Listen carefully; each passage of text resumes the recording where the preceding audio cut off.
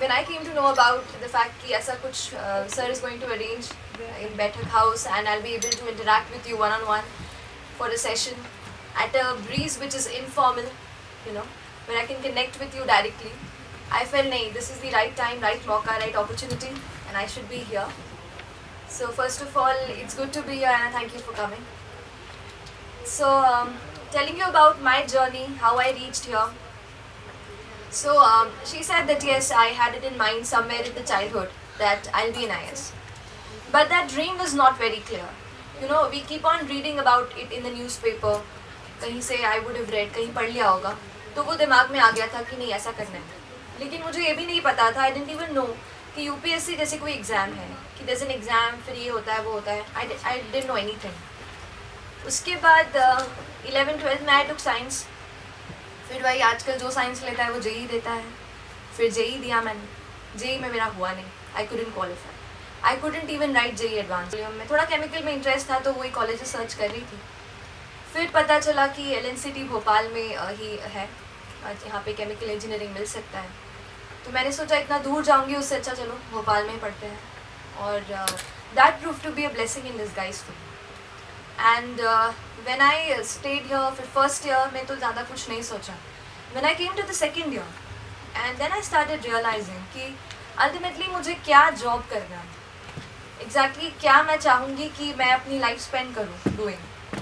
तो लगा कि ये जो केमिकल इंजीनियर वाला जॉब होगा, whether it is in the public sector, in a public sector undertaking or in the private sector, will not be able to satisfy what I would really like to do. फिर मैं देखती थी कई लोग बोलते थे कि बैंक्स की तैयारी कर सकते हैं. मैं अपना एक्सपीरियंस बता रही हूँ, आप अपने ऊपर मत लीजिएगा. मैं बिल्कुल अपना पर्सनल एक्सपीरियंस बता रही हूँ कि कैसे मैं इस जर्नी में ग्रो अप हुई. और फिर लगा कि वो जॉब बहुत मोनोटोनस है, जाना है बैठना है आना है, कोई ज़्यादा चेंजेस नहीं. और मुझे मोनोटनी ज़्यादा पसंद नहीं. I love changes, variety, diversity, change in my routine, change in where I go, change in what I eat, everything. And then I felt कि ये जो जॉब है of being a civil servant or of being an IAS, ये कैसा job है जो आपको हर दिन नई चैलेंजेस देता है, नई अपॉर्चुनिटीज़ देता है. और फिर वो ड्रीम मैंने कहा कहीं पे जो सुना था बोला था कि नहीं यार IAS बनना है, उसको थोड़ा रीइन्विगोरेट करते हैं, फिर से लाते हैं. एंड देन आई स्टार्टेड कि देखते हैं क्या है. अब मोस्ट जो रेडी रिसोर्स था मेरे पास जो हेल्प कर सकता था, दैट वॉज द इंटरनेट. क्योंकि कॉलेज के साथ पढ़ना था, so I had no option to go to Delhi. अभी मैं ये देख रही हूँ और मैंने अभी भी शायद वो है बिलीव कि यूपीएससी के लिए प्रिपरेशन करना है तो you need to go to Delhi. Delhi is the Mecca of UPSC preparation, ये तो है बात है. बट मुझे फिर फियर था कि will I be able to do it from here. क्या ऐसा हो सकता है कि यहाँ पे रह के भी अच्छी रैंक आ जाए. तो वो बहुत सारे डाउट्स थे जिनके साथ रोज़ चलती थी, रोज़ पढ़ती थी. लेकिन फिर कुछ चीज़ें होती गई, ऐसा लगता गया. फिर मैं आपको ये भी बताऊंगी कि हमेशा मुझे ये लगता था कि क्या मैं अपनी पढ़ाई से, क्योंकि फैमिली में कोई इतना गवर्नमेंट सर्विस में भी नहीं है, इनफैक्ट किसी ने आज तक सिविल सर्विस एग्ज़ाम भी नहीं लिखी थी, ना मेरे पैटर्नल साइड ना मैटर्नल साइड. तो एक नई चीज़ कर रही थी, उसका भी थोड़े डाउट्स थे.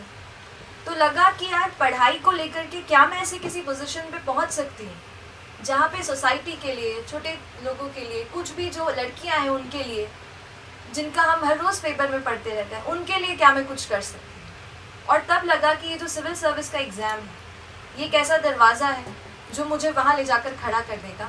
And only because of what I learn and what the knowledge that I gain. फिर लगा कि नहीं, ये लाइन है, इसको कस के पकड़ना है और अच्छे से पढ़ाई करनी है और जाना है. फिर मेरी जर्नी हुई कॉलेज के सेकेंड ईयर से शुरू.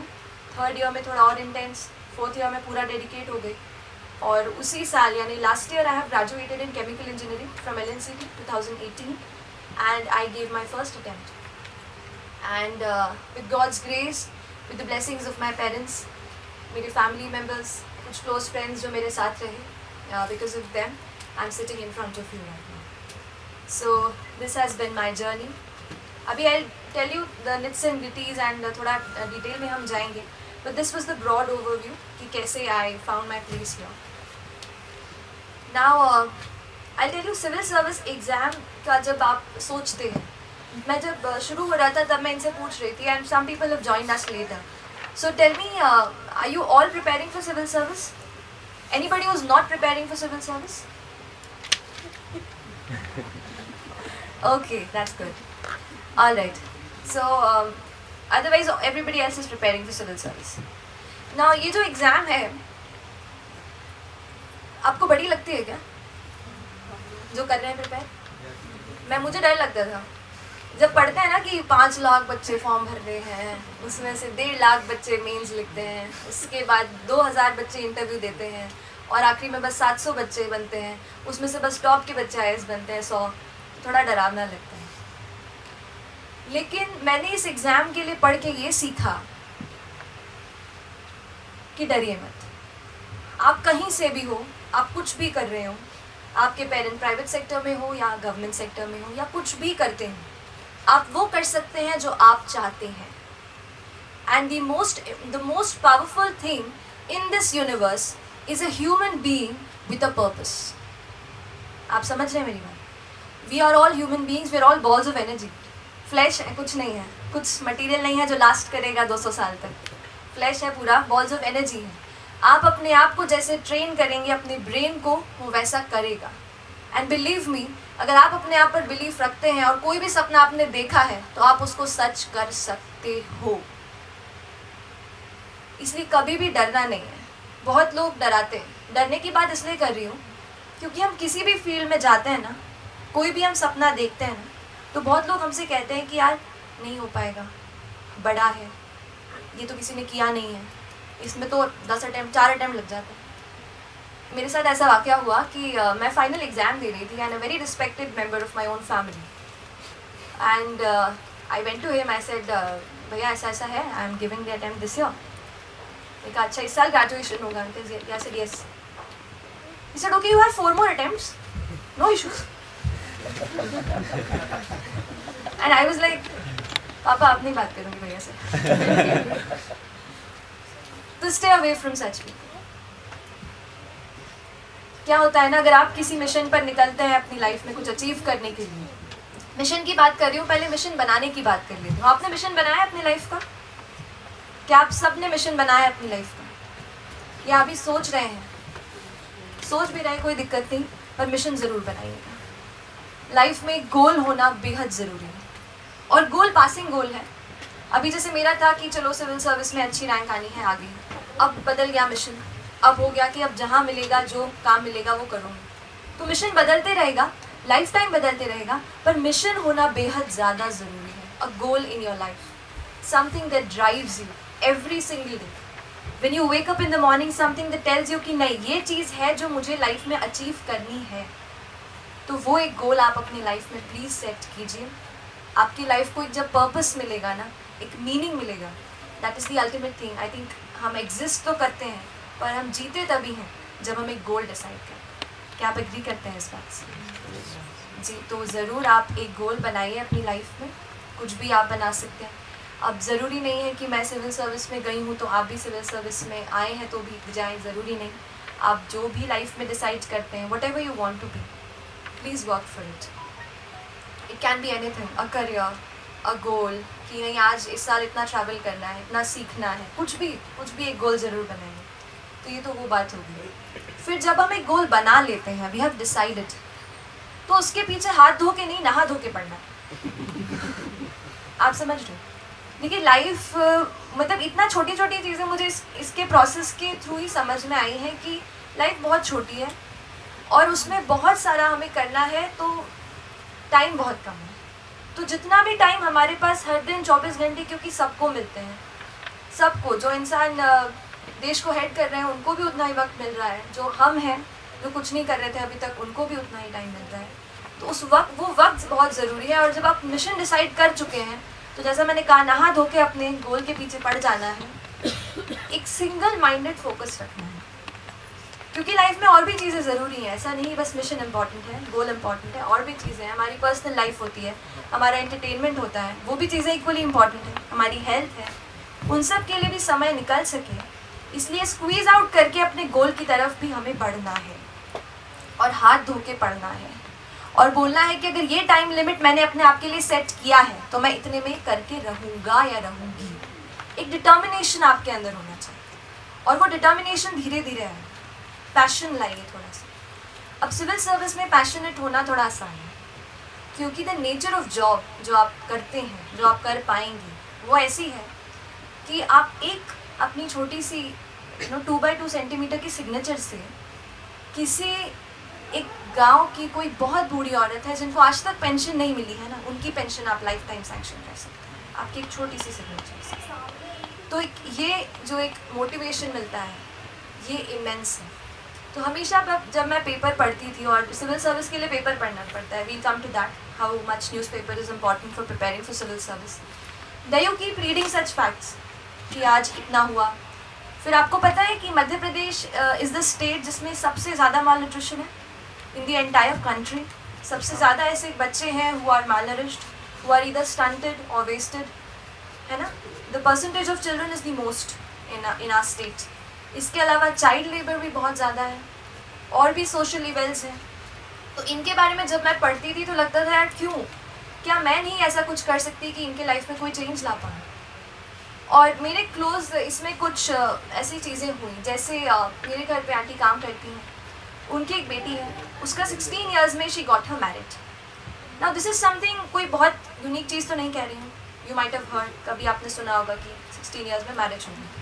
मैंने सोचा है मैं 19 ईयर्स की हूँ, पढ़ाई कर रही हूँ, सब ठीक ठाक चल रहा है, कोई दिक्कत नहीं, कोई पूछ भी नहीं रहा ऐसा कुछ, पर वो क्यों है। तो मैंने आंटी से पूछा, आंटी क्यों आप ऐसे किया, आपने ऐसा किया। बोलती she is not safe in this locality, she is not safe, I can not take care of her, I have 4 other kids to take care of. मैंने सोचा अपन केवल बोलते रह जाते हैं चाइल्ड मैरिज नहीं, चाइल्ड मैरिज नहीं, उसके पीछे क्या है, क्या हम वो सोच रहे हैं और क्या हम उस पर कुछ कर सकते हैं। तो ऐसी कुछ चीज़ें दिमाग में आती थी जब हम ट्रैवल करते हैं और ट्रैफिक लाइट पे रुकते हैं और कुछ बच्चे बड़ा सा एक न्यूज़पेपर्स का गट्ठा उठा के आपके विंडो पे नॉक करते हैं। तब मैं सोचती थी कि वो बच्चा अभी वहाँ नहीं होना चाहिए। डिस्पाइट ऑल दी, हम सुनते हैं ना कि नेट होता है, वो होता है, ये होता है, despite that fact, that little boy he should not be there in the scorching sun. Do you agree with me? Yes, ma'am. वो लगता था। तो वो चीज़ें फिर मुझे पूरे टाइम मोटिवेट करती रही कि नहीं, डिसाइड किया है ये गोल, और सच में अगर ये जॉब कुछ करने को कर सकती है मोटिवेट और कुछ चेंज ला सकती है तो मुझे करना है। और वो चीज़ फिर मुझे पुश करती रही through these years of my journey, preparation years जो मेरे थे। और अब इस एग्ज़ाम की स्पेशली बात करती हूँ कि 2 एस्पेक्ट्स हैं इस एग्ज़ाम के। वन इज़ द टेक्निकल वाला पार्ट कि आप क्या पढ़ते हैं, आप कौन सी बुक्स रेफ़र करते हैं, what are the materials that you refer, and the second part is the mental preparation. आप अपने आप को कैसे बूस्टअप करते हैं। देखिए, मैंने कहा कि ये जॉब वैरायटी वाली है, मैंने कहा था, लेकिन इस वैरायटी वाले जॉब तक पहुंचने के लिए बहुत मोनोटनी से गुजरना पड़ता है। जैसे 6 to 8 आवर्स या 5 to 6 आवर्स आपने डिसाइड किए, वो रूटीन आपको हर दिन कंसिस्टेंसी से एटलीस्ट 1 से 1.5 साल तक फॉलो करना पड़ेगा, क्योंकि एग्ज़ाम ही 1 साल की है। अब तो मुझे याद भी नहीं, मैंने पिछले 3 जून 2018 को अपना प्रीलिम्स एग्ज़ाम दिया था, दूसरा प्रीलिम्स भी आ गया है, it's just on the head. उसके बाद कब सितंबर 28 को मैंने मेंस का फर्स्ट पेपर लिखा था और 21 फरवरी को अपना इंटरव्यू दिया था। तो वो पूरा 1 साल, it has come a full circle. तो ये रिगरस है एग्ज़ाम, लेकिन इफ़ यू हैव डिसाइडेड कि हाँ I really want to step into this, तो फिर पीछे नहीं हटना है। इफ़ यू रियली डिसाइडेड कि नहीं, this is the job that I want to do regardless of the competition which is here, then आप पीछे मत हटिए, अपने आप को पूरा आपको झुकना पड़ेगा इसमें। इट रिक्वायर्स अ लॉट, आपका टाइम ले लेगी, आपकी एनर्जी ले लेगी एग्ज़ाम, आपका माइंडसेट, आपका सब कुछ, जो भी आपका मोटिवेशन है, पॉजिटिविटी है, सब कुछ आप इसमें डाल देंगे। और अगर डालेंगे, वो कहते हैं ना हम यज्ञ करते हैं, आहुति डालते हैं, तो आहुतियाँ हैं बस अपने टाइम की, एनर्जी की, अपने थॉट्स की, विचारों की। पर अगर आप इसमें सब कुछ अपना डालते हैं तो मैं आपको आश्वस्त करती हूँ कि जो है ना, जैसे यज्ञ डालकर वर्षा होती थी, तो इस यज्ञ में आप ये डालिए, पक्का सक्सेस की बारिश होगी। लेकिन डेडिकेट करना है अपने आप को, पूरी तरह से सिंगल माइंडेड फोकस रखना है। रास्ता बड़ा है, आसान नहीं है, पर डूएबल है ना, कर सकते हैं। मैंने किया यहीं पर रहकर, तो आप भी कर सकते हैं। ये एक मैसेज और देना चाहती हूँ, क्योंकि दिल्ली वाला फीलिंग ना बहुत ही टेरिफाइंग था मेरे लिए। मैं दिल्ली गई थी जब मैं 1 साल की थी, उसके बाद मैं दिल्ली गई मॉक इंटरव्यू देने के लिए। वो एक मेरा स्पैन था दिल्ली के साथ एक्सपीरियंस। अब जाना होता रहता है, लेकिन उस टाइम पे जब मैं जनवरी में गई थी मॉक इंटरव्यूज़ देने के लिए, अब मॉक इंटरव्यू का ऐसा हुआ कि मेंस तो दे दिया, प्रीलिम्स भी दे दिया, पर यहाँ पे कोई नहीं मिला जो मॉक इंटरव्यू ले सके। एंड मेरे मन में था कि नहीं, I don't have to leave any stone unturn. अगर यहाँ तक पहुँची हूँ इस एग्ज़ाम में तो आगे तो करना है। मैंने कहा चलो, पहली बार मम्मी को लेके गई। तो जब वो ओल्ड राजेंद्र नगर, आपने सुन रखा होगा, सिविल सर्विस एस्पिरेंट्स, मैं वहाँ रहा हूँ ओल्ड राजेंद्र नगर जी। तो सर जब मैं ओल्ड राजेंद्र नगर की उन गलियों में गई, I was terrified because her street पे, हर बिल्डिंग पे यूपीएससी, 500 रुपये में ज्योग्राफी की क्लास, 1000 रुपये में पॉलिटी कंप्लीट। ऐसा था, मैंने कहा यार मैं अगर यहाँ पे रहती ना 1 साल भी, मैं नहीं कर पाती। बट वो अपना अपना पर्सपेक्टिव है, मैं अपना पर्सनल बात बता रही हूँ कि मेरे साथ ऐसा हुआ। फिर लगा अच्छा किया भोपाल में रही, मम्मी के हाथ का खाना खाया, पापा के साथ बातें करती रही। मेरा भाई भी आज आया हुआ है, उसके साथ बहुत मस्ती भी की है, अथर। एंड उस सारे एटमॉस्फेयर में रहकर तो फैमिली के साथ वाला जो प्रिपरेशन वो मेरा रहा। और मेरे साथ ऐसा भी था कि ग्रेजुएशन के लिए मैं बाहर नहीं गई थी, तो मेरे लिए थोड़ा डर भी था, इसलिए मैंने शायद दिल्ली नहीं चुना। तो बहुत सारी चीज़ें थी, ऐसा हुआ। और फिर तो हाँ, मैं ये बता रही थी कि वहाँ पे जो कंपटीशन हम देखते हैं, जैसे हम अभी बात कर रहे हैं राइट, वहाँ पे कोई है जो लक्ष्मीकांत निपटा रहा है। समझ रहे हो? जब मैं पढ़ाई करती थी तो मैं यही सोचती थी, जब मुझे लगता था अरे चिल करो यार, बस हो गई पढ़ाई, आज नहीं पढ़ना, तब लगता था वहाँ पे कोई ना टेस्ट लगा रहा होगा विजन का, कोई वहाँ पे 110 मार्क्स ला रहा होगा और सोच रहा होगा कि good, I am done for today. पर उससे कम्पीट करना है मुझे, जो सब कुछ छोड़ के वो राजेंद्र नगर में रह रहा है यहाँ से, तो मुझे अपना 100% देना ही पड़ेगा। आप ये अगर डेडिकेशन ले आए तो आप कहीं भी रहते हैं आप प्रिपेयर कर सकते हैं इस एग्ज़ाम में। आजकल इन्फॉर्मेशन एज जो आ गई है ना, इंटरनेट पे इतने सारे रिसोर्सेज हैं, टेल यू कि ऐसा कोई हार्ड एंड फास्ट नहीं है कि कहीं जाना पड़े, रिलोकेट होना पड़े। आप जहाँ भी हो, अगर आप मोटिवेटेड हो, डिसिप्लिन हो, तो आप कर सकते हैं। एक ही चीज़ है।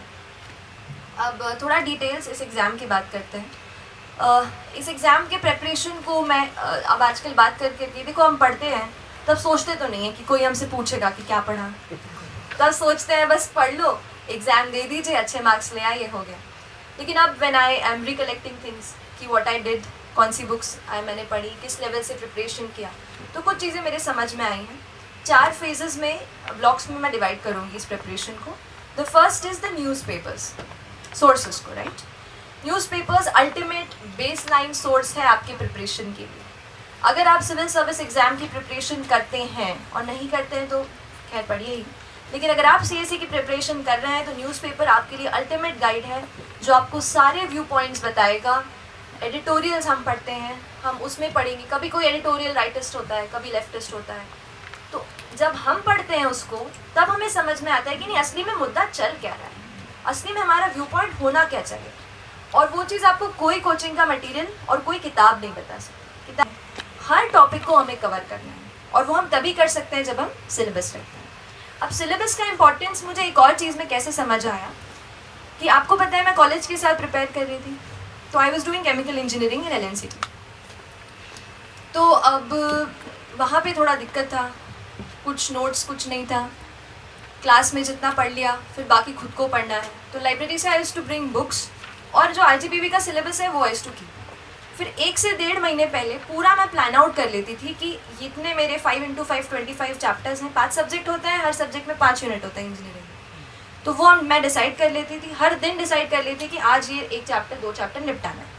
ऐसे में पूरा 1 से 1.5 महीना सिलेबस के बलबूते पे, क्लास अटेंड की हो नहीं की हो, मैंने वहाँ पे निकाला है।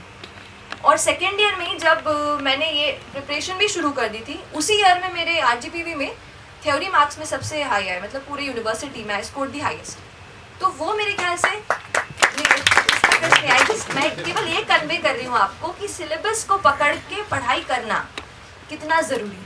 बस सिलेबस का वो कीटम उठाओ, मैं तो बस कीटम उठाती थी, कोई बुक में मिला नहीं मिला जाने दो, सीधा नेट पे डाला, NPTEL का कोई लेक्चर मिल गया, कुछ भी कहीं से सोर्स मिल गया, I used to make my own notes.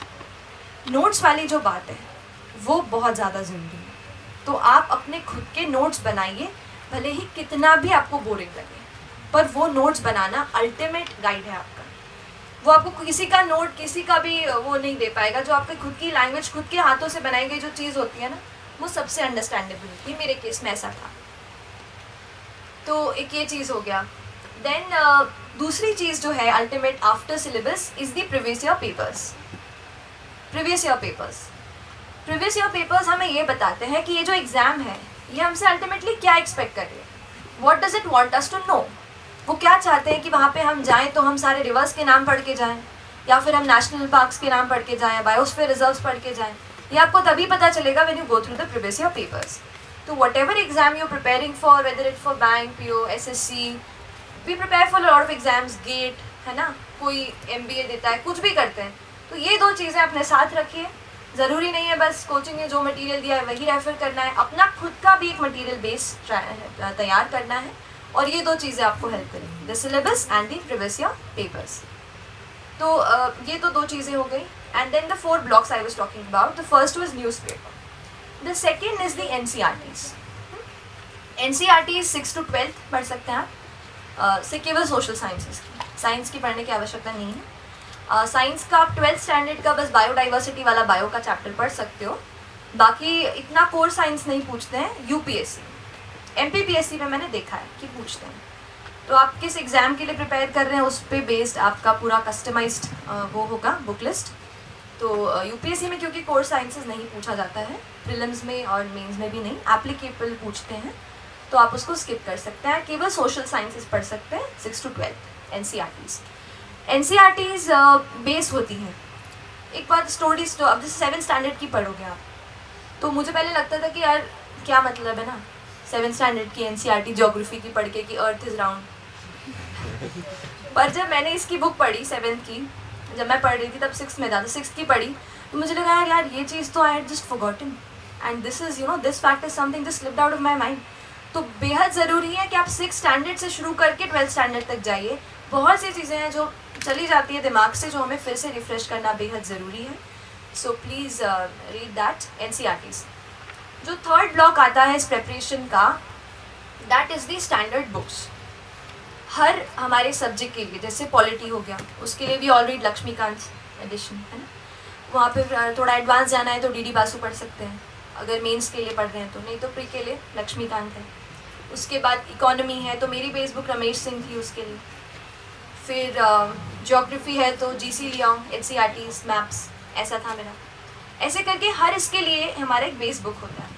हमारा जो सोर्स है मटेरियल का वो लिमिटेड रखना है, ठीक है। सो ऐसा नहीं कि 100 सोर्सेज से लेकर के फिर नोट्स बना रहे। दो बुक्स तो चलो ठीक है, मान सकते हैं, उससे ज़्यादा नहीं बढ़ाइए। एक जो आपको बुक मिल गई उस पर रुक जाइए, मार्केट में नहीं जाना है बार बार। ये चीज़ हमारे साथ फ़ायदा है, पता है, जो दूर से प्रिपेयर करता है। दिल्ली में सर आप जानते हैं ऐसा होता है, हम रूम से नीचे उतरे और वहाँ पे फ़ोटोकॉपी की दुकान है, जो नई बुक है वहाँ मार्केट में अवेलेबल है। नहीं चाहते हुए भी आप सोचते हैं कि यार ज्योग्राफी में ना एक टॉपिक छूट गया था, देख लेता हूँ इसके लिए कौन सा। यहाँ पे ऐसा कुछ नहीं होगा। बहुत रेयरली यूपीएससी का चिल्ला चिल्ला के पूछो भी ना कि यूपीएससी की ये किताब है, कि बोलेंगे नहीं यहाँ पे अवेलेबल नहीं है, अमेजोन से ही मंगवाओ। तो यहाँ ज़्यादा कुछ नहीं मिलता है, थोड़ा सा उससे डिले भी हो जाता है। जैसे I come to test series as well, I tell you there कैसे क्या होता है। तो वो अपने साथ फ़ायदा है कि जो बुक एक बार मिल गई अपने को वही चलानी है, that's a good thing also. तीसरा ब्लॉक है स्टैंडर्ड बुक्स। कुछ बुक्स हैं जो आपको कवर टू कवर पढ़नी है, मतलब एकदम फ्रंट पेज से लास्ट पेज तक, उसके नोट्स नहीं बनाने हैं। अगर नोट्स बनाने जाएंगे तो फोटोकॉपी हो जाएगी, है ना।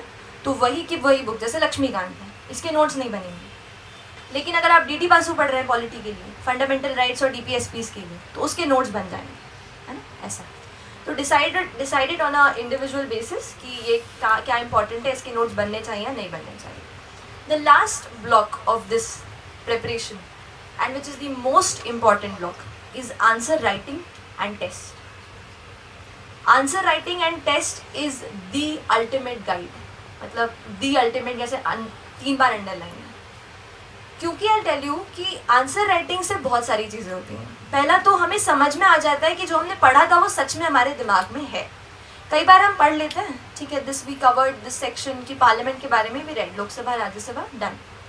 कोई उस पर आंसर राइटिंग करना शुरू किया तब लगा कि नहीं यार ये एस्पेक्ट तो कवर किया ही नहीं कि प्रेसिडेंट एग्जैक्टली क्या है, क्या उनका रोल रहता है। वो तभी समझ में आएगा जब आप लिखेंगे, तो लिखना बहुत ज़रूरी है। एक जो इनर्शिया होता है ना, इनिशियल सोचते हैं क्या लिखेंगे, क्या लिख पाते हैं, उसको भगाइए, लिखना शुरू कीजिए। गंदा आंसर लिखिए ना, कोई दिक्कत नहीं, मैंने भी बहुत गंदे आंसर्स लिखे, पर उन गंदे आंसर्स के बाद ही हम अच्छे आंसर्स लिखते हैं। तो उसके लिए लिखना शुरू करना बहुत ज़्यादा ज़रूरी है। एक बार जब आपका न्यूज़पेपर का और NCERT का बेस बन जाए ना, 2-3 महीने, फिर आप आंसर राइटिंग शुरू कर दीजिए। और आंसर राइटिंग इसलिए भी दूसरी पॉइंट, एक तो समझ आ जाता है क्या पढ़ा है नहीं पढ़ा है, दूसरा अपना कॉम्प्रीहेंशन आता है, खुद दिमाग लिखते हैं। जब हम लिखते हैं, देखो हम पढ़ते हैं, ऑथर ने जो लिखा है वो पढ़ रहे हैं, पर जब लिख रहे हैं तो खुद दिमाग से सेंटेंस मुझे संभाल लेगा। इसीलिए इस एग्ज़ाम में अगर आप स्ट्रैटेजी बना रहे हो तो ये सोच के बनाना कि mains examination is the ultimate thing, इसको आपको बेस्ट परफॉर्म करना है, आपको फिर लिस्ट में आने से कोई नहीं रोक सकता। ठीक है, एक ये चीज़ है। तो अपना जो प्रिपरेशन का जो रूट है मेंस ओरिएंटेड ही रखिए। कभी ऐसे मत पढ़िए कि आज प्रीलिम्स के लिए पढ़ रहा हूँ और फिर प्रीलिम्स हो जाएगा तो मेंस के लिए पढ़ूंगा, ऐसा नहीं। प्रीलिम्स के पहले ही 2 जून 3 जून जब भी आप पेपर देंगे अगले साल, नेक्स्ट उसके अगले साल, आपको पता होना चाहिए उस दिन से पहले मेरा पूरा मेंस का सिलेबस निपट चुका है। पूरा 1 साल का साइकिल है, वैसा ही साइकिल आपको करना है। आंसर राइटिंग पूरी दबा के करनी है। मैं जनरली 1, 2, 3, 4 जो भी जब मन करे, वैसे जनरल 3 आंसर ज़रूर लिखती थी एक दिन में। आप 1 से 2 या 5 ऐसा उसको बढ़ा सकते हैं इश्यूज़ के हिसाब से। जो कभी अच्छा इशू आ रहा है, कभी लग रहा है नहीं यार ये इंपॉर्टेंट चीज़ है, ये लिख लेनी चाहिए। माल न्यूट्रिशन पे पूछ रहे हैं, इंटरनल सिक्योरिटी पे पूछ रहे हैं, इंटरनेशनल रिलेशन पे, इंडिया चाइना, इंडिया इसराइल, ऐसे कुछ पूछ रहे हैं, तो ये चीज़ें ज़रूरी हैं, वेरी एक्सपेक्टेड, तो ये लिख लीजिए। तो उस हिसाब से वेरी करिए। और फिर कमिंग टू टेस्ट, अब टेस्ट क्यों इम्पॉर्टेंट है? Number 1, you get to know what is the standard, what is your standard at the all India level. Ultimately you are competing with everyone, people from Bangalore, Delhi, Pune, preparing for 5 years, 6 years, 3 years, बहुत सारा, सब बच्चों से prepare कर रहे हैं, सब आपसे उनसे compete कर रहे हैं। कोई है जो इस लाइफ को बहुत पास से देख चुका है, कोई है जो कुछ भी नहीं जानता है। इतनी डाइवर्सिटी है, जो क्राउड हम साथ में कम्पीट कर रहे हैं उनके साथ, बहुत डाइवर्सिटी। पर मैंने हमेशा ये सोचा कि नहीं, मैं आपने राजेंद्र नगर का एग्जाम्पल सुना ना, मैंने यही सोचा कि मैं अभी ये कर रही हूँ पर वो वहाँ पे लक्ष्मीकांत निपटा रहे, तो मुझे पढ़ना है। तो वो टेस्ट आपको बताएगा कि आपका स्टैंडर्ड क्या है, क्या आप वहाँ पे खड़े हो सकते हैं उन बच्चों के साथ जो सब कुछ छोड़ के वहाँ पे प्रिपेयर कर रहे हैं 24/7। ठीक है, तो इसलिए टेस्ट आपको बताएगा। भोपाल में ज़्यादा वो नहीं था, एक जो से मैंने KSG ज्वाइन किया था उनका टेस्ट दिया, उसके बाद फिर जितने भी कोचिंग थे, जितने भी आप अभी देखते होंगे कि मैं यहाँ जा रही हूँ, वो जा रही हूँ, क्योंकि मैंने सबका कुछ ना कुछ कहीं पे इंटरव्यू दिया है, किसी का प्रीलिम्स का टेस्ट सीरीज़ दिया है, किसी का मेंस का टेस्ट सीरीज़ दिया है, सब कुछ, क्योंकि ऐसा लगता था कि कुछ अच्छा छूटना नहीं चाहिए, जो भी अच्छा है वो मेरे प्रिपरेशन साइकिल में होना चाहिए। बस मोटिवेशन की ज़रूरत पड़ती है इस एग्ज़ाम में, क्योंकि जर्नी बड़ी होती है, 1-1.25 साल का जर्नी होती है एग्ज़ाम की। उसके अलावा आप कब प्रिपेयर कर रहे हैं, शायद 1 या 2 साल पहले से, थोड़ा फटीग आ जाता है, मेंटल बैगेज होता है, हो पाएगा नहीं हो पाएगा, डाउट्स होते हैं, ऑन अ डेली बेसिस होते हैं। तो उन डाउट से डरिए मत, ऐसा मत सोचिए कि यार मैं ही हूँ जो यहाँ पे सोच रहा हूँ कि मेरा नहीं हो पाएगा, सब सोचते हैं, मैं भी सोचती थी। इसीलिए आप इन डाउट से मत डरिए, just face it, just face these fears, है ना। और फिर भी अपने डिसिप्लिन के साथ, एक रूटीन के साथ अपने पढ़ाई में लगे रहिए। इस एग्ज़ाम में ना प्लानिंग की बहुत इम्पोर्टेंस है कि आप किस तरह से प्लान करते हैं। एक ब्रॉड विजन रखिए कि मेरे पास 11 महीने हैं, मेरे पास इतने सब्जेक्ट्स हैं, 2-2, 3-3 महीने में मैं ये निपटा सकता हूँ, ये ब्रॉड विजन हो गया। एक माइक्रो प्लानिंग कीजिए कि आज मैं क्या पढ़ने वाला या वाली हूँ, नहीं आज वाला नहीं करना है, कल का करना है। क्योंकि क्या होता है, कभी हम दिन शुरू करते हैं, सोचते हैं आज तो हम सुबह उठे हैं, बहुत अच्छी पढ़ाई करेंगे आज, पर हमें पता नहीं होता कि हमें पढ़ना क्या है। फिर 2 घंटा हम वही सोचते रहते हैं कि आज ये किताब पढूं कि वो किताब पढूं, एनर्जी भी डाउन, मेंटल जो फ्रेशनेस थी वो भी गई, सब खत्म। ये नहीं होने देना है। तो जब कभी भी I used to get bored कि यार अब नहीं कर रहा है मन, कुछ नहीं हो रहा है, तो एक गाना सुन लेती, कोई मोटिवेशनल सा, कुछ भी, आप इंग्लिश सुनते हो, हिंदी सुनते हो, कुछ भी सुनते हो, जो चाहते हैं सुनिए। मैं इंग्लिश के वो एक यूट्यूब पे चैनल है फियरलेस मोटिवेशन करके, team fearless, I don't exactly remember the name, उसके इतने ऑडियो सुनती थी, आई कांट टेल यू, पूरे डाउनलोड करके I kept in my phone, और ये जो भी जहाँ भी सुन पाई सब तरफ रख लिया, कहीं भी जाऊँगी तो ये मेरे पास होने चाहिए। सोने के पहले I used to listen to that. वो ऑडियोज़ आप सुनेंगे ना सर, आप सुनेंगे वो ऑडियोज़, वहाँ पे वो ऐसा बोलता है, you just can do it everything, there is nothing in this world is unachievable, ऐसा करके इतना वो आपको बूस्टअप कर देता है, इतना एनर्जी आ जाती है। तो मुझे उससे बहुत, मैं जैसे कह रही हूँ कि म्यूज़िक आपको रिवायर करता है, वो मुझे मिल जाता था। और हम ये मतलब मैंने कहीं पढ़ा है कि हमारा जो सबकॉन्शियस माइंड है वो जगता रहता है despite the fact that our body is sleeping. You agree with this? ऐसा है? सो क्योंकि हमारा हार्ट बीट करता रहता है, हमारा सबकॉन्शियस माइंड जगता रहता है, हम ही केवल एक बेड पर लेटे रहते हैं, तो उस सबकॉन्शियस माइंड को सिग्नल हमें उस टाइम पे देना है when we are sleepy types. वहाँ पे आप एक गाना सुनिए, अपने आप को ये फीड कीजिए दिमाग में कि you can do it, this nothing in this world that you can't achieve stuff, ऐसा करके अपने आप को थोड़ा सा बूस्ट करते रहना है हर दिन। थोड़ा ड्रामेटिक साउंड करता है, ये क्या हो रहा है, क्या बोल रही है, बट मैंने ही किया है, और अगर कुछ भी मैंने किया है और अगर यहाँ पे पहुँची हूँ तो बनता है कि मैं आपको बताऊँ। तो एक ये चीज़। और जैसे ही सुबह उठती थी फिर से वही गाना, फिर से वही सुन लिया, you have to do it, ऐसा करके। एक था वहाँ पे एक अनब्रेकेबल करके एक है टाइटल, आप सुनोगे, वो कहता था अनब्रेकेबल, यू आर अनब्रेकेबल। एक है you are a different breed, आप ऐसी ब्रीड हो जो सबसे अलग हो, ऐसा कुछ भी। अपने आप को बस कुछ नहीं है, देखो क्या है ना, ये अल्टीमेटली मुझे एक चीज़ समझ में आई, दिमाग है उसको ट्रेन करना है, कुछ भी नहीं है। और सबके पास सेम है। मैं महाराष्ट्र गई थी and there was one girl जो मुझसे कहती है कि शी वाज आस्किंग क्वेश्चन, ऐसे ही सिविल सर्विस है, ऐसे ही पढ़ाई से। तो शी सेड कि दीदी ऐसा होता है ना, कुछ बच्चे होते हैं जिनका दिमाग, जिनमें ज़्यादा दिमाग होता है, और कुछ बच्चे होते हैं जिनमें कम दिमाग होता है। तो मैं उन बच्चों में से हूँ जिनमें कम दिमाग है, तो आप मुझे बताओ कि मैं कैसे पढ़ाई करूँ। मैंने कहा एक तो आप एक बात सुनो, ऐसा कुछ नहीं होता है कि जिनमें कम दिमाग होता है और ज़्यादा दिमाग होता है, कुछ नहीं होता है यार, कुछ भी नहीं है ऐसा सच में। और सच में आप लिमिटलेस हो जाइए। अपने अल्टीमेटली एग्जाम देनी है, कुछ गोल अचीव करना है, कुछ भी आपको लाइफ में करना है ना, आपके दिमाग को ही बस ट्रेन करना है, उसको ही बस बताना है कि नहीं यार ये है, बस बस यही है मेरा अल्टीमेट, ये आपको करना ही पड़ेगा। दिमाग को हमें समझाना है कुछ भी करके। तो आप म्यूज़िक से करो, मम्मी से बात करके करो, फ्रेंड के साथ बात करके करो, गाने सुन के करो, मूवी देखा हो, दंगल देख ली थी मैंने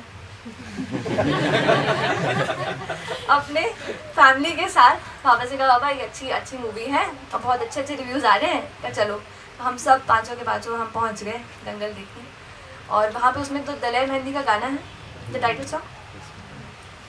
अब बस अब वो गाना मुझे पसंद आ गया, इतनी बार सुना है आपको मैं बता भी नहीं सकती। अभी एकदम मैं बोल रही हूँ, नहीं तो उसकी लाइनें मुझे याद आती तो मैं I would have recited that to you. वो लाइनें कुछ इतनी अच्छी लाइनें हैं। हाँ लठ गाड़ा, बिल्कुल। वो जो वहाँ उन्होंने लठ गाड़े थे, मैंने कहा मैं यहाँ कुछ लठ गाड़ दूँ अपनी फील्ड में लठ गाड़ दूँ, आप अपनी फील्ड में लठ गाड़िए। तो कुछ लाइनें ऐसी हैं कि बंदे की किस्मत को नहीं, बंदे की मेहनत को किस्मत का सादर प्रणाम है प्यारे, ऐसा करके कुछ एक लाइन है, बहुत सारी। अच्छा वो पूरा गाना ही बहुत तेज़ है। तो जब एक गाने से बोर हो गई तो आई स्विच टू दिस। फिर वो Imagine Dragons, do you listen to English music? तो इमेजिन ड्रैगन्स का दस व्हाटएवर इट टेक्स, उस पर I used to dance, whatever it takes I will do it. मेरे इसमें प्रिपरेशन में बहुत मैंने, ठीक है पढ़ाई हम करते हैं, लिखते हैं, हम आंसर सब हैं, पढ़ते हैं हम सेम बुक्स से, तो ऐसा क्या है जो हमें जुनून ज़्यादा लाता है? वो शायद अपने आप को मेंटली प्रिपेयर करके लाता है। तो अपने आप को, दिमाग को बताते रहना है हर दिन हर जगह कि नहीं ये मैंने डिसाइड किया है तो मुझे करना है। थोड़ा पागलपन आना चाहिए। कहीं पढ़ा है ना, शायद एल्बर्ट आइंस्टीन ने said this, I am not sure who said this, that some little madness is important. थोड़ी मैडनेस लाइए अपने प्रिपरेशन में, लाइए अपने लाइफ में, लाइए। लोग बोलेंगे, वो क्लीशेड लाइन है ना, लोगों का काम है कहना,